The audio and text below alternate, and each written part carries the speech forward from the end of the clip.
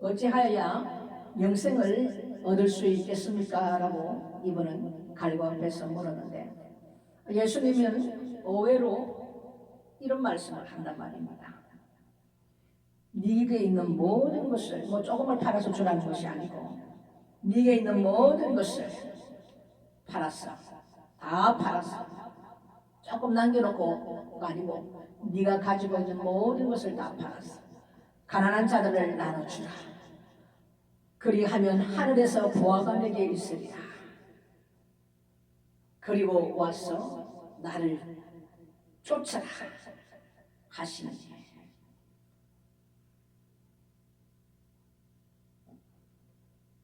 이분은 너무나도 충격을 받았습니다. 그 사람이 큰 부자인 관계로 심히 근심하게 된단 말입니다. 어떻게 해야 예수님 영생을 얻을 수 있겠습니까? 했을 때 주님께서는 이렇게 말씀하시는 말이죠. 아주 큰 부자이므로 이분이 심히 근심을 하였습니다. 그리고서는 그 말씀을 듣고 떠납니다. 그 자리로. 그러니까 주님께서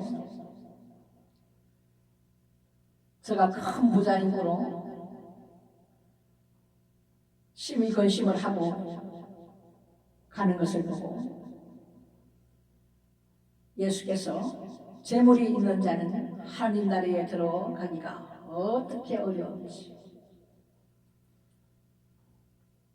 이 길은요, 영생의 길은요, 쉬운 길이 아닙니다. 사람이 할 수 있는 길이 아니에요. 그분의 도우심을, 하나님의 도우심을 우리가 잊지 않고서는 결단할 수 없는, 사람의 힘으로 할 수 없는 갈림길에 우리가 놓였을 때 예수를 쫓을 것인지 아니면 다른 것을 쫓을 것인지 선택해야 되는 기로에 서게 됩니다. 얼마나 어렵나 하면 약대가 바늘길을 통과하는 것도 어려운데 이거는 불가능하죠. 그보다 더 어렵다고 말씀하신단 말이죠. 그러니까 예수님의 제자들이 너무나도 심히 놀라버렸습니다. 다 듣고 있다가 그런 종 누가 구원을 얻을 수 있습니까? 라고 예수님에게 다시 묻습니다. 약대가 바늘길을 통과하는 것도 이거 불가능인데 그거보다도 더 어렵다고 말씀을 하시니 이거는 도무지 있을 수 없는 일이라고 판단을 하는 거죠. 그러니까 제자들이 다 듣다가 예수님, 이것을 누가 그러면 구원을 얻을 수 있습니까? 이 어려운 길을. 전부 다 충격에 빠졌습니다. 그럴 때 예수님께서요 말씀하시기를, 사람을 할 수 없는 것을 하나님은 하실 수 있느니라. 아멘. 불가능을 가능케 하시는 하나님이십니다. 이거는 사람이 할 수 있는 일이 아니에요. 베드로가 여짜오되 보옵소서 우리가 우리 것을 다 버리고 주를 쫓았나이다. 베드로도 예수님을 만났을 때 그의 생계인 배를 버리고 가장 자기 재산 중에 재산인 그 배를 가지고 있어야만이 업으로서 고기를 잡아서 생계를 유지했단 말이죠. 이것을, 가장 귀한 것을 버리고 예수를 쫓았단 말이에요. 이것을 주님 앞에 고백합니다. 그랬더니 주님이 이러시되 내가 진실로 너희에게 이르노니 하나님의 나라를 위하여 집이나 아내나 형제나 부모나 자녀를 버린 자는 금세에 있어 여러 배를 받고 내세에 영생을 받지 못할 자가 없느니라 하시니라. 아멘.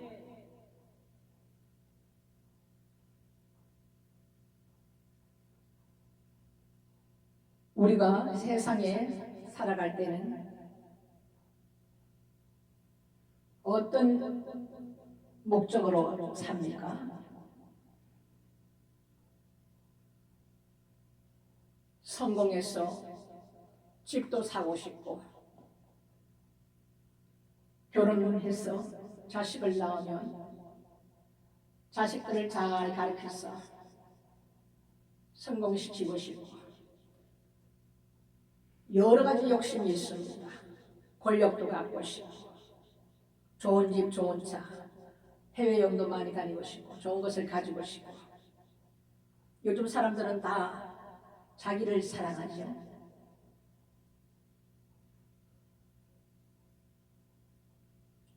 예수님께서 말씀하시는 말씀과는 전혀 다른 얘기를 합니다. 이것이 하나님 나라에 관한 예수께서 우리에게 가르쳐 주시는 말씀이십니다.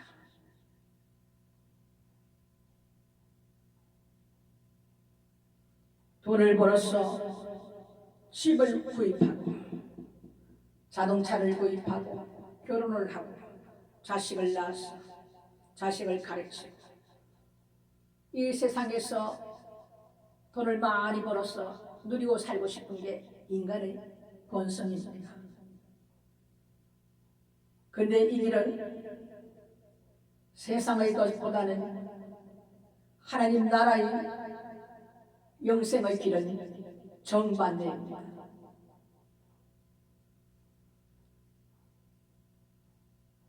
부자에게 주님께서 말씀하였듯이 네 많은 것을, 재산을 가난한 사람을 위하여 다 나눠주라. 그리고 나를 따르라. 이 세상 것을 바라보는 것이 아니라 하나님 나라를 바라보고 위의 것을 찾는 그것입니다. 그 길을 가는 데 있어서 모든 걸림돌 되는 것은 합당하지 않다고 말씀했습니다. 예수 그리스도 그분 한 분만을 목적을 두고 우리가 살아가야 한다고 주님을 말씀하고 있습니다. 이 땅에 내가 사랑하는 것을, 이 땅에 벌려놓는 모든 것은 사람의 욕심으로 이루어진 모든 것이기 때문에 그것을 놓을 수가 없습니다. 물질이면 물질, 집이면 집, 이런 것이 모든 하나님 나라를 가는 데 있어서 걸림돌이 된다 이겁니다.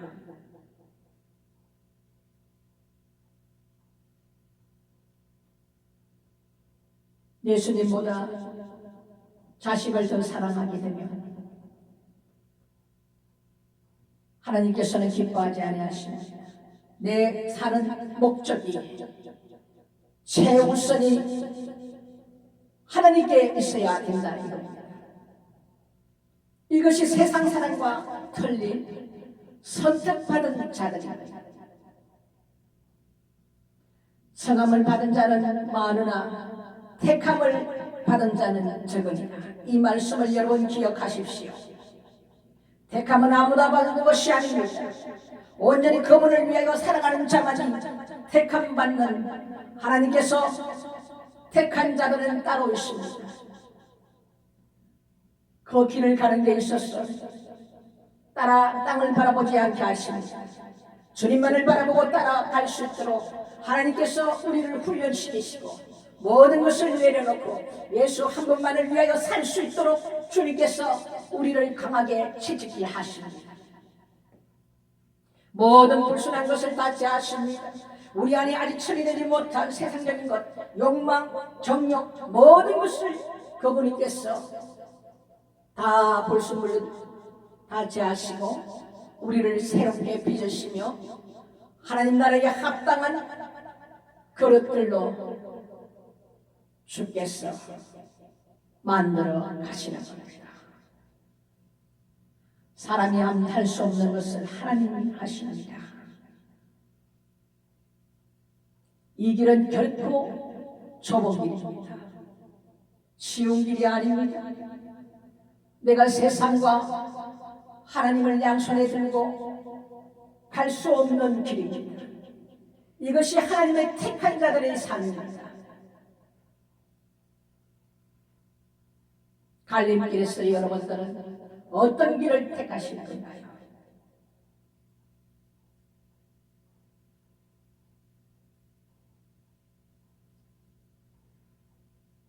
예수 그리스도 우리 하나님보다 모든 것이 세상의 어떤 것이 앞서지 못하고 온전히 하나님 나라와 예수 그리스도의 전거된 말씀을 가지고 그분을 위해서 우리가 살아가는 것이 택한 자들의 삶인 것입니다.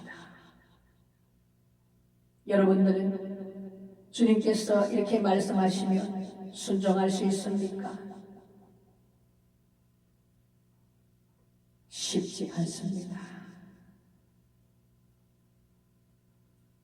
이 부자 청년은 영생에 대해서 굉장히 사모한 자입니다.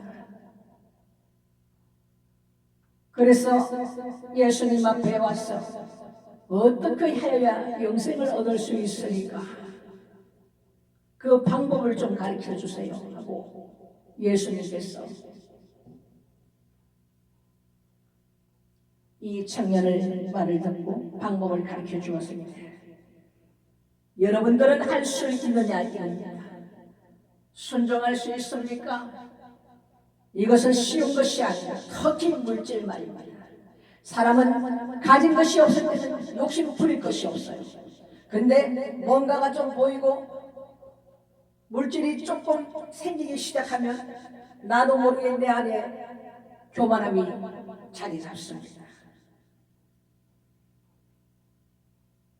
이 물질이라는 것은요, 만물의 영은 대단한 것입니다. 대단합니다. 사람을 그냥 미혹하는 것이 아닙니다. 왜? 이 세상이 모두 물질로 이루어져 있기 때문에 엄청나게 강하게 이루어집니다. 이것을 여러분들은 예수 그리스도를 위하여 내드릴 수 있나요? 그분의 말씀에 순종할 수 있나요? 사람으로서는 쉬운 것이 아닙니다. 내가 하나님 앞에 순종하겠나이다. 하지만 나를 도와주십시오라고 고백했다면 예수님의 말씀과 같이 사람이 할 수 없는 것을 하나님은 하실 수 있느니라. 그분이 하십니다. 그분이 하십니다. 그렇게 할 수 있는 마음을 주십니다. 하늘께서 엄청난 하나님의 그 놀라운 영광과 장차 임할 모든 것들을 그분께서 알게 하시고 보여주시고 하나님의 방법으로 이끌어 가신다 이겁니다. 하나님 나라를 위하여 우리가 나아가는 데 있어서 걸림돌을 다 주님 앞에 드려야 됩니다.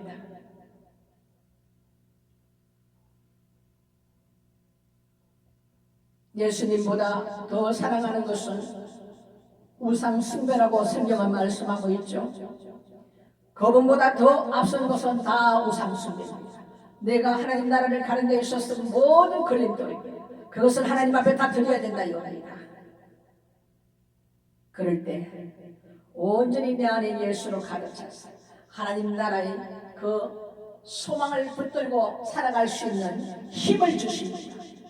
그리고 기쁘게 살아갈 수 있도록 그분께서 우리를 이끌어 가신다 이겁니다. 이런 자들은 이렇게 약속을 주십니다. 예수 그리스도를 위하여 그분을 앞선 모든 것들을 다 드릴 때에 그는 금세에 있어 여러 배를 받고 내세에 영생을 받지 못할 자가 없느니라 하시리라. 아멘. 이 땅에서도 결코 받지 않는 것이 아닙니다. 더 좋은 것으로 여러 배를 주신다고 말씀해 놓고 있습니다. 이 땅 사는데도 우리가 필요한 모든 것을 주십니다. 누가? 하나님께서 그때그때마다 궁금하시고 내세에 장차 임할 그 나라에 우리가 갈 때에 영생을 받지 못할 자가 없느니라. 아멘. 우리가 왜 하나님을 섬깁니까? 왜 우리가 신앙생활을 하십니까? 이 길은 고난의 길입니다. 초봉길입니다. 여러분, 종교생활을 하고 계신가요? 여러분들은 신앙생활을 하고 계신가요? 진짜 그리스도로 하나님 말씀 가운데에 순종하며 살아가시나요? 예수 믿으십시오. 성함을 받은 자는 많습니다. 다 교회에 와서 신앙생활을 하고 있습니다. 성함을 받은 자는 많으나 택함을 받은 자는 적으니라. 오늘의 말씀은 택함을 받은 자들의 얘기입니다. 우리에게 있습니다. 영생의 길은 결코 넓은 길이 아닙니다. 여러분, 좁은 길, 고난의 길입니다. 험난한 길입니다. 예수 그리스도를 그분을 위해서 모든 것을 다 내려놓고 그분이 원하는 삶을 따라갈 수밖에 없는 아주 좁은 험한 길임을 우리가 예수님께서 십자가를 지고 가셨듯이 내 몫의 타이테인 그 십자가를 우리도 지고 주님 가시는 그 길을 가야 된다 이겁니다.